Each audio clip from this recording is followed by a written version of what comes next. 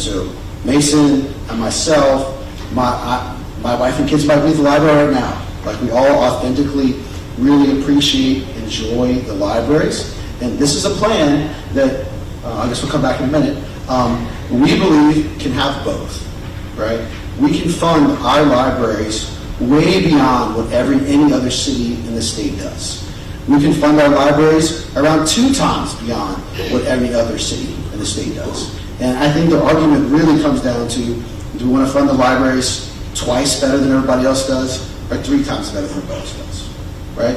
And when it comes to budgeting, we all have to make tough decisions on how we're going to prioritize things. There are cities in North Baton Rouge. Right here, you can walk in any direction you want and eventually hit a grocery store, right? There are grocery stores everywhere. In North Baton Rouge, there are pockets of town where there are no grocery stores, right? So you literally have people living in scenarios where they have books about food, right, but no actual healthy food to buy. And so those are the sort of tough decisions we have to make when it comes to how to invest our scarce resources. I'm going to walk through this presentation, so I have to keep turning my back on y'all. Let me stand over here so I can see one side or the other. You want to kick it up?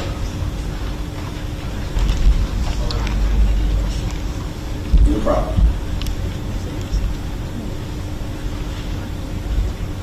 So we're going to walk you through the 2 things we want to do. Go ahead.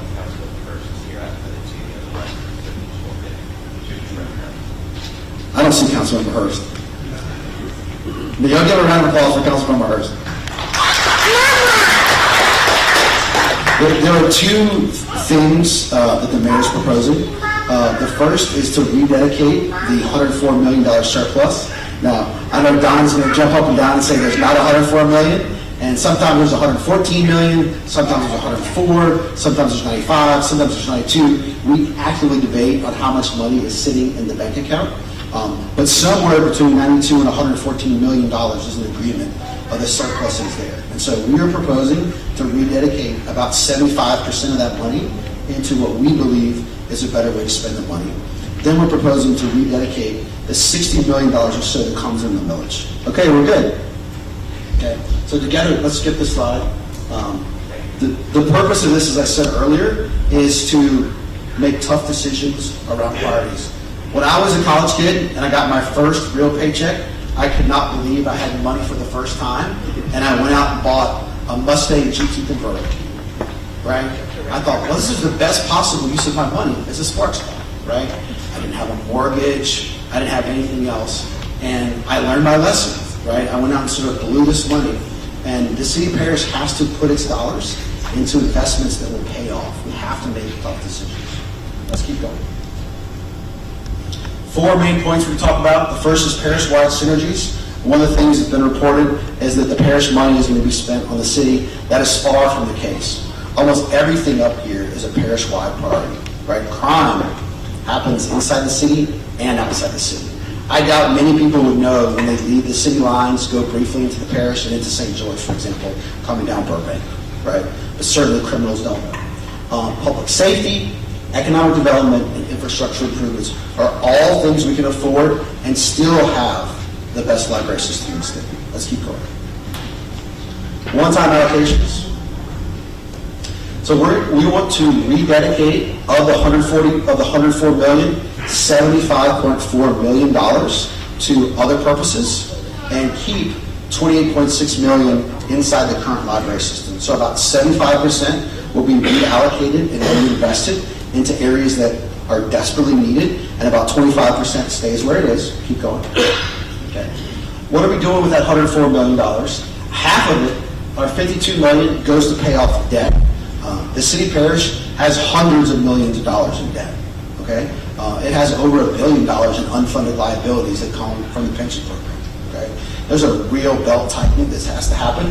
This does not pay off all the debt, but it does pay off a substantial amount of debt that is inside the current general fund, and it frees up about $9.6 million in recurring revenue that we don't have to pay for the debt.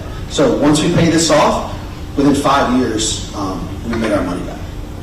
The go back for 1 second. The $68.6 million is the second thing that we're talking about. The mayor is proposing to slightly reduce the millage from 10.5 to 9.89 or 9.8, so it's a tax reduction. And then we're also going to talk about how we're going to spend that $68.6 million, which fully funds the library at twice the state average, and still leaves money to invest in crime prevention, still leaves money to increase the collaboration and coordination around the parish. Let's keep going.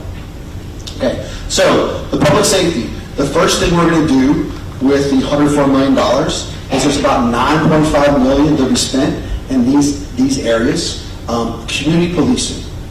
This is a critical need that we need, not just in North Baton Rouge, but around the parish. Has anybody been over to the Gardner Initiative? No. Let's see. Anybody here from the Gardner Initiative? Yeah. Okay, one person. Councilman Rowdy brought us there a few days ago, and our entire staff was just blown away by how effective that program is. And part of it is an amazing partnership that they have with the Sheriff's Office when it comes to the community policing. Right? Cities and areas and communities function best when those people living there feel like they have a relationship with the officers, whether it's the sheriffs or Baton Rouge Police Department or somebody else, right? So community policing is a key part of tackling the crime situation that has become out of control in the city and this parish. The next is youth violence intervention. It is critical that we invest more in young people, not just with teams going to high schools, but stopping crime before it gets out of control. There's a gang task force. We need the Sheriff's Office and the Baton Rouge Police Department working on a lot more projects together. And few things are as important as tackling the gang violence that's growing in North Baton Rouge and impacting other communities.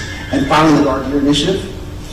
We'd like to fund not just the expansion of the Guard Year Initiative, but the mayor was so impressed with their results, and we talked to him about this a few days ago, is taking that model and helping to replicate it in other communities around the parish. So, to back up for a second, so of the $104 million we talked about, the $104 million that's in the bank right this second, it's almost as if everybody in here has got $104 million in our collective pocket, and we're trying to decide how to spend it.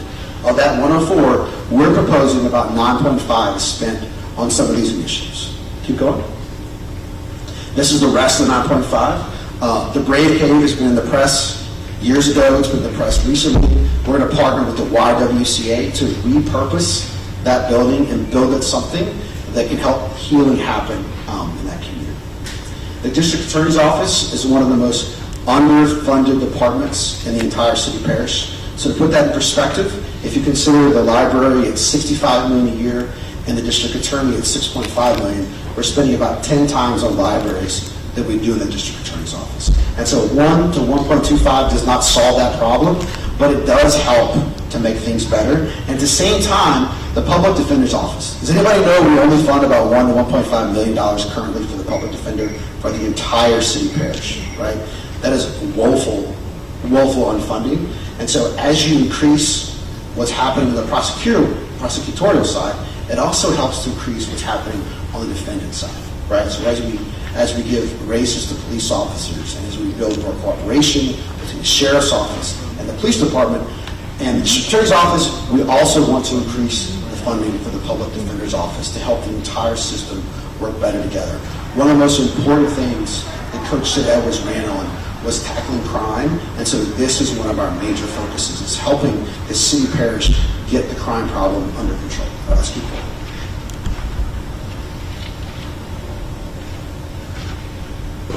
Education. There's a massive problem with education across our parish. One of the ways that we can make the biggest difference with the least amount of money that we can afford right now is the Head Start program. Head Start, early childhood education, has been proven to make a bigger difference than just about anything else. Right now, statistically speaking, Baton Rouge has one of the worst Head Start programs in the country. Okay? The teachers that are mentoring and teaching those young kids are making like $10 an hour. Okay? They're making about $10 an hour. And so, does $1.5 to $2 million completely solve that problem? No, it does not. But it's a big step in the right direction. We're also proposing to set up an independent organization to move Head Start from inside the mayor's office to an independent organization that's still funded with federal dollars that can be buttressed and improved with money from the city parish. Let's keep going. Economic development. There is blight, a massive amount of blight around the city parish. Does anybody here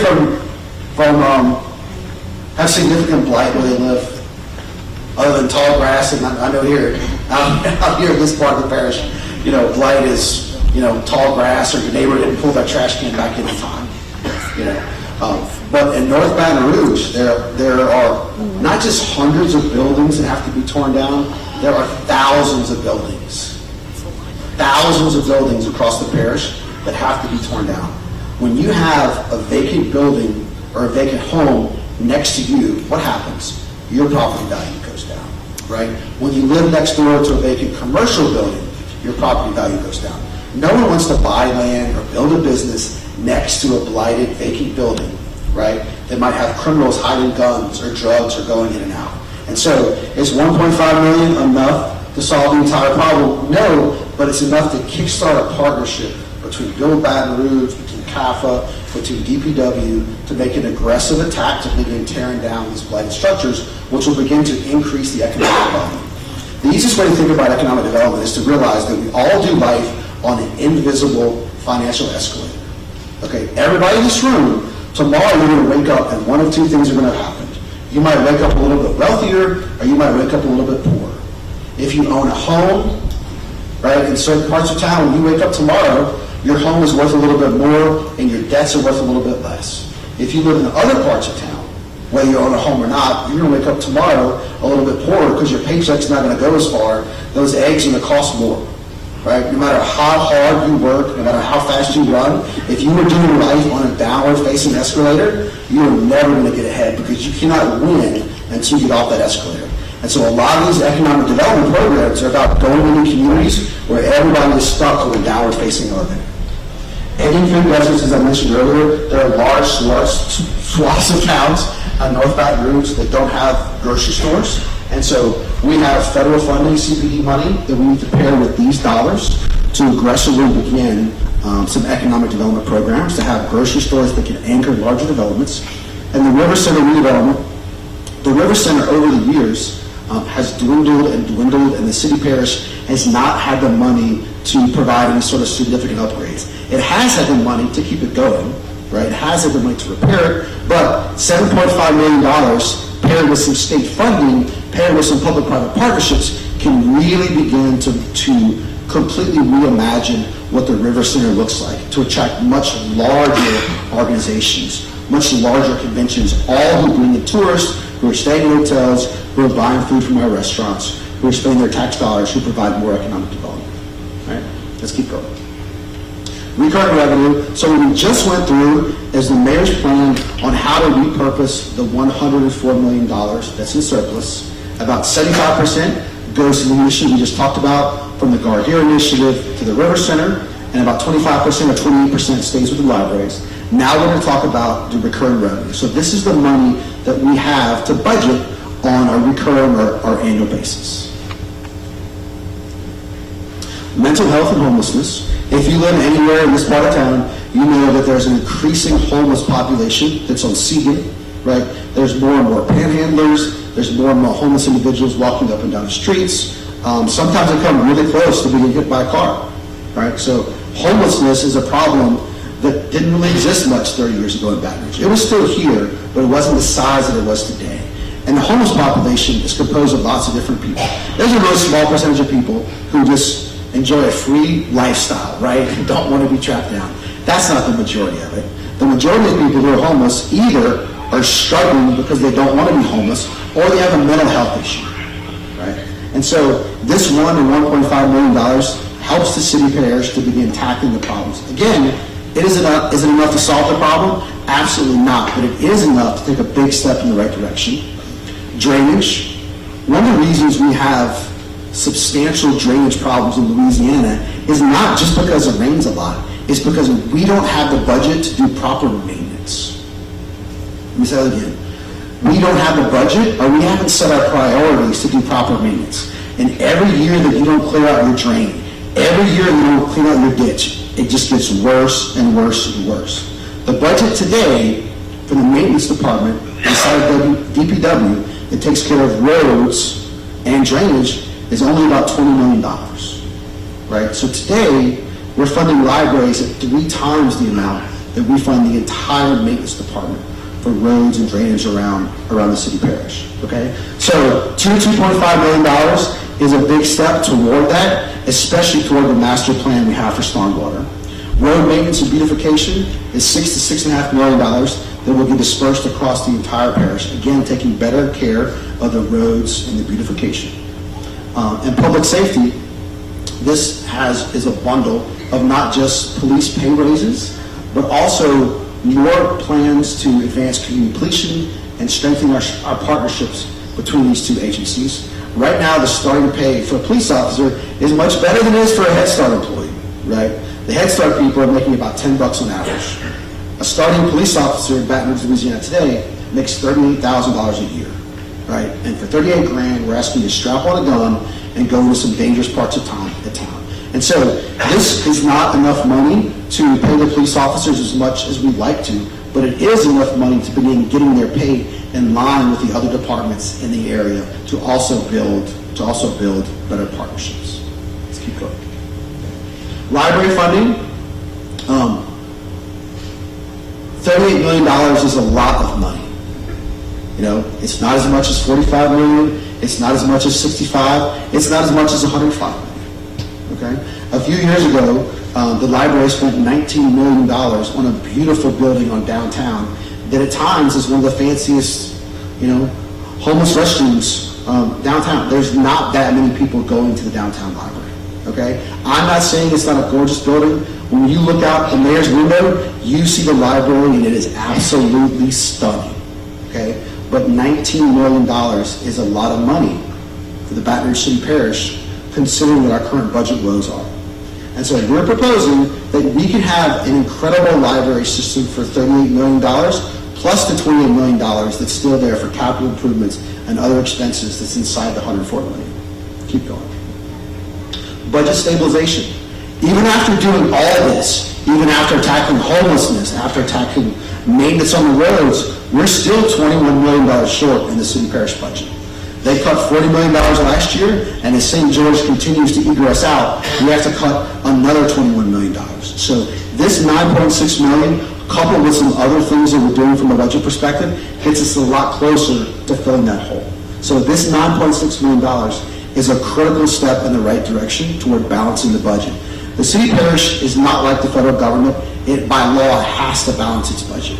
So even though one of you might want to spend $100 million on roads and someone else might want to spend $1 billion on a new bridge across the Mississippi River, by law, we have to have a balanced budget. So we have to make tough decisions on how we're going to allocate our limited resources. Keep going. Nashville spends $38 million, Dallas $43 million, Baton Rouge $65, right? We're proposing to match what Nashville spends on their libraries. And again, $38 million is a great deal of money to run the city parish library system. Keep going. Here's the numbers in summary, and before we take questions, let me close by saying this. One of the things we've discovered in the past month and a half, or almost 2 months now, that the mayor's been in office, is that there is a lack of coordination and cooperation at all levels. Okay? Has anyone ever driven around and wondered if someone's maliciously screwing with the roads? I know I have. I've wondered, why is it this bad? Is somebody out to get us? No. The answer is simple. It's just a lack of planning, a lack of coordination, and a lack of cooperation. Today, the entire city parish exists inside of silos. The police is doing this, the libraries are doing this, DPW is doing this, downtown development doing this, Bill Baton Rouge is doing this, the governor's doing this, everybody's doing their own thing, and every 5 to 10 years we all pop our heads up and look around and say, oh, what did you do? That's cool, this is what I did, right? If we want this city to make substantial progress forward, we have to get people out of silos. And I understand that every organization has a dedicated fund, wants to stay dedicated, right? They prefer just to do their own thing, right? But for this city to thrive, to revive EBR, we have to be able to make decisions together. We have to go from being multiple silos to being one team to so we can do better planning and prioritization on how we spend the resources across the entire city parish. And a lot of people want to blame this on St. George. And we would say St. George is a catalyst today that is causing the conversation, but the problems that have built up in this budget system have taken decades to get us where we are. And it's going to take, this is a major step in the right direction, but it by no means solves all of our problems. There might be a summary slide about how much we love Baton Rouge. So thank y'all very much for listening to that. I try to be as detailed as possible. Thank you very much. I appreciate that. If you want to do questions or you might want to add anything before we get going. I'm Mason. I've been handling some of the questions and Charlie's emotional support. Thank you. All right, so we've got microphones set up at each side. Feel free to come up and speak. Let me just sort of set the table before we go. We'll move back and forth. Again, I'll be the intermediary here. I don't want a single person trying to take over the conversation, so we may move on. I won't set time limits, but let me say this. I have said to several folks, I think this is one of the most important conversations this community has had in a long time. I give the mayor and his team credit for engaging in this conversation. Much like in my own personal house, when our escrow statement came in and there was a shortfall and mortgage goes up next year, we had to have some tough kitchen table conversations about how we're going to do that. This is our community's kitchen table conversation, okay? And we may disagree and we may have alternative plans, and this is the opportunity to voice those, right? So I appreciate, again, y'all being here. Let's start on this side, and then we will go in a back and forth motion. Yes, sir. Patrick and Karen, I got a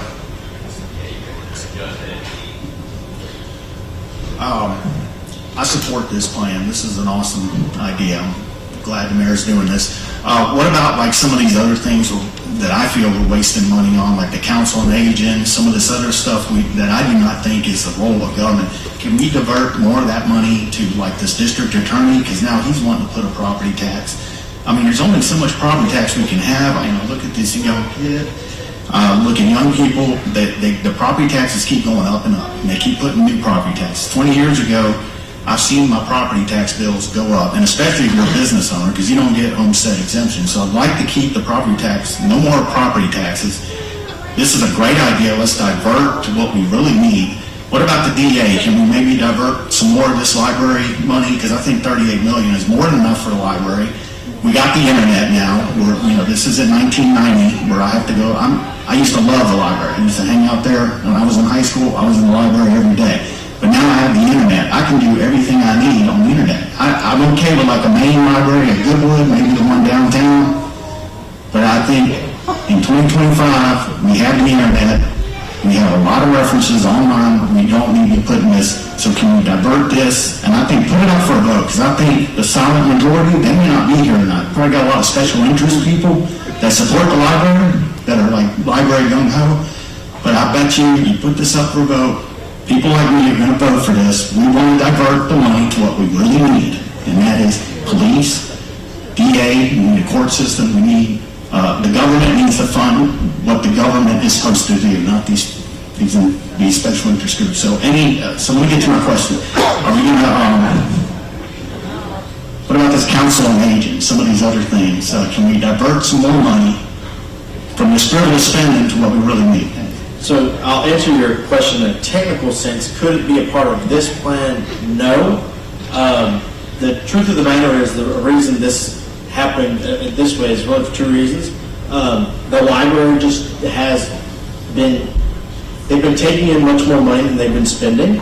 That is actually not the case with the council on aging. Now, you could have an opinion about maybe they're not spending the right direction, but the council on aging does actually spend the money that is allocated to them. And this is the library's 10-year renewal time. So their tax is up again for a new vote. So if that was to happen, and that's not a part of our proposition, different people have that conversation. But in a technical sense, could it be added to this? No. And then to give you some insight on the DA's tax, the DA's tax is already going to be on the ballot. So no matter what happens with this, if the DA's tax was to pass, obviously we would need to look at the money that we've allocated for him here, because he'll have way more money at that point. So, but that money won't be there for another year, and I think everyone can agree that our DA needs more funding. I mean, if you walk through the DA's office, it's a storage room. I mean, they have boxes that are piled up to the ceiling. It's really sad. So could it be added to this plan? No. But I think there are people that will be taking some looks at that, and maybe your council members as well. Howdy. Fantastic, and I'd say eloquent way of getting through all that PowerPoint presentation. Now, These meters get better and better. Thank y'all. I found a couple issues with it, obviously the library, but that's for other people to speak about. I used to work in civil service, Baton Rouge, and I found that the wages were lacking, also the buildings were lacking. The backbone of this fair city is decrepit, I'd say. In addition, I saw that one of the plans for the Riverside Center revitalization, I believe, at around $6 to $7 million. I just can't really see that being useful. Not being enough money? Not being enough money, thinking maybe in the tens, maybe $0. I've never been to a Zydeco's game, and that's not because they're not a great team, it's because their ticket master lines. I can't go to a game where I pay $10 for a ticket and then $20 for fees. It's just, I can't compromise to that. And with any other event going on at the River Center, it just seems like it's not entirely worth it. So I guess my question is that really necessary? Side question, is this PowerPoint available on the government website? And lastly, was civil service kept in mind with this plan here, or were they thrown to the wayside? Thank you very much. Great questions. Let's talk about civil service for a second. You're absolutely right that we are not paying appropriate wages to employees in city parish. Okay, we are stuck in a 1950s style civil service program where so much money goes toward pensions and health care and other overhead that makes it even harder to give people raises, which they absolutely deserve. And so we're starting with Head Start and with the police, but most of the positions inside of the city parish need to be reevaluated. In fact, I think, council member, one of your plans or proposals is getting reported on tomorrow night, and this is one of our first big initiatives. The next one is going to be unpacking how we can make civil service work better and how we can modernize it, because we absolutely have to do a better job of compensating our employees. There are hundreds. I think the library has over 100 vacant positions. Probably about $5 million of their budget goes to sort of like ghost unfilled positions. But there are hundreds of empty positions across city parish also that can't be filled because we don't pay people enough to be competitive, right? They can make a lot more money going down the street somewhere else. So how we compensate employees across the city parish is fundamentally broken on so many levels. And this plan is a step in the right direction. It doesn't solve it, it's a step in the right direction. And to your point about the River Center, $7.5 million is actually not enough to do a significant change. It's enough to kick off. So money from the city parish will be paired with money from the state. And there's a commission that was built last year to attract outside investors. And they're hoping and planning to get somebody to put in $300 to $400 million to really build something nice for the community, but that is not something the city parish is paying for. That's private dollars coming in. Thank you very much. Was this PowerPoint available online? We'll get it available for you, yeah. All right, thank you. The details are already on the website, but we'll get the PowerPoint up as well. Yeah, I'm Dan Reed. I was on the library board for 14 years. Was president for a good bit of that. And I think we need to go back and remember why we have the dedicated library tax in the first place. Library used to be in general fund 40 years ago or so. The folks in Baton Rouge decided there was not enough money being spent on libraries because the council, whoever was spending money on a lot of these other important things, are important things. And so they said, well, let's just get a dedicated tax. That's why we have I think that's why we have the bread tax. Same thing. We wanted strong parks, we wanted strong library. So those taxes were passed, they've been renewed, and the money for the libraries that was in the general fund then is still there. Because as soon as the library tax passed, nobody cut the taxes. They just spent the money on something else. And that's exactly what's going to happen here. As soon as the money starts to be competed for, we said 38 million, but next year it's going to be, it can't be 38 million. We need this money for some of these other things, which as you pointed out, the money we're talking about spending is mostly Band-Aids on those things. You said for most of every one of those things, well, this isn't really enough money to solve the problem, but it'll help us. And so you're Band-Aiding a lot of little things, and in exchange for that, you're taking away one of the strongest parts of our community, which is the library system.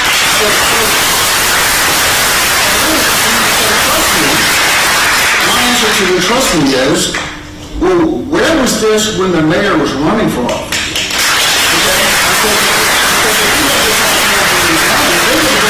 Put it before the voters again and see whether he would still get elected. I think that this is it's not wrong to try to do the things you're doing. I think that it's a well-intentioned deal. All these things are good things. I'm not suggesting that they don't need the money. I'm just suggesting that the dedicated library tax is important. The breadth tax is important. We need